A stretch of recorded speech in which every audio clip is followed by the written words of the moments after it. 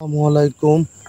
আবার অনেকদিন পর আপনাদের সাথে সেই বিখ্যাত আত্রাই নদীতে ঘুরতে আসলাম এবং এখানকার কিছু ভিডিও এর আগের ভিডিওতে আপনাদের দেওয়া হয়েছে, যদিও পিছন ক্যামেরা দিয়ে, আর এটা হলো সেলফি ক্যামেরা দিয়ে করা ভিডিও। দূর থেকে ভাবছিলাম এগুলা হলো বিলাতি লাউ হবে, পরে আসে দেখতেছি না, সাদা লাউ, মানে অরিজিনালি যেটা লাউ, দেশি লাউ। তো কি পরিমাণ ধরছে যে মানে আপনি কল্পনা করতে পারবেন না। নদী যদি না ভরে এক মাসের মধ্যে বা 15 দিনের মধ্যে প্রচুর, মানে এখানে যে কি পরিমাণ, আমার তো মনে হয় 40-50 মন এই জায়গাটাতে লাউ আছে আর কি। তো কালকে আমরা ওই পাশে গেছিলাম, ইসাপুর প্লাস পালসা হয়ে নদীর ওই পাশটা দেখাইছি, আজকে হলো আপনাদের এই পাশে দেখাতে নিয়ে আসছি। তো আপনারাও একই জিনিস বারবার পছন্দ করেন না দেখে বিভিন্ন রকম জিনিস দেওয়া হয়। আর অতি শীঘ্রই আমাদের টিম গঠন হবে, সেই টিমে বিভিন্ন ধরনের ফানি ভিডিও প্লাস হলো শিক্ষণীয় ভিডিও বানানো হবে। তো অচিরে আপনাদের সাথে এগুলো শেয়ার করা হবে।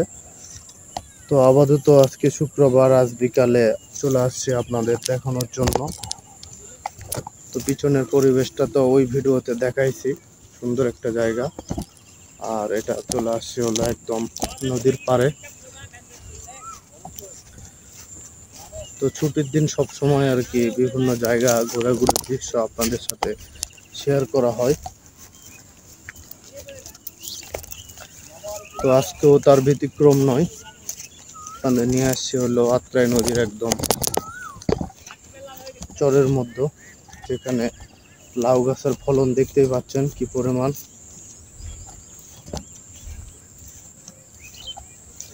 তো ফেসবুক মাঝখানে বড় ভিডিওতে, লং ভিডিওতে টাকা দিচ্ছিল না, এখন আবার দিতে শুরু করছে, অনেকে আবার লং ভিডিওর প্রতি ঝুঁকে গেছে। তো আমিও আস্তে আস্তে আবার লং ভিডিও দিতে শুরু করব। মাঝখানে ভিডিও দিতাম না, ভাবছি আপনাদের সাথে আবার নিয়মিত ভিডিও দেওয়া শুরু করব, দেখে আবার আসছি। তো যাই হোক,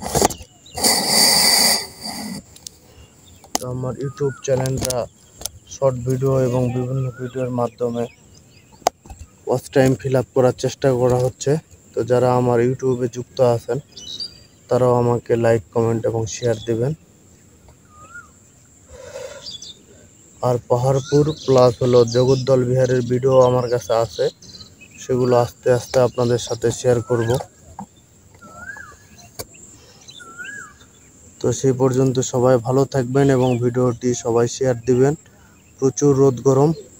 সবাইকে আসসালামু আলাইকুম।